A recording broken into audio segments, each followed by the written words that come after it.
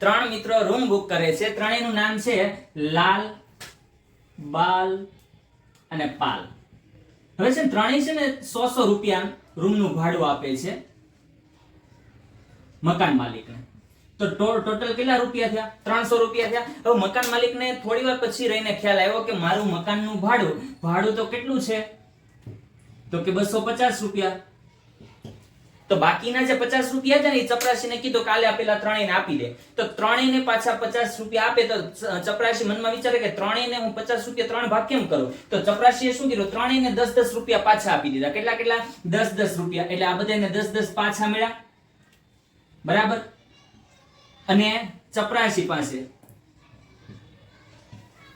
કેટલા રૂપિયા રહ્યા? 20 રૂપિયા. કેમ કે 50 રૂપિયામાંથી 250 300 માંથી 250 મકાન માલિકે રાખ્યા અને 50 રૂપિયાને ચપરાસીને આપ્યા. એમાં ચપરાસીએ 20 રૂપિયા રાખ્યા. ઓલા ત્રણેયને કેટલા આપી દીધા? 10 રૂપિયા. તો હકીકતે કેટલા રૂપિયા ભાડું આપેલું હશે? તો કે 90 રૂપિયા.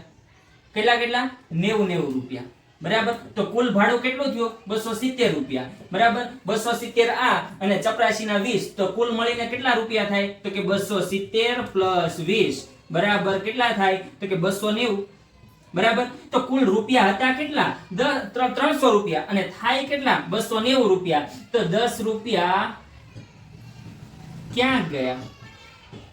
જો તમને સમજાય તો આનો જવાબ કોમેન્ટ બોક્સમાં જરૂર જણાવજો.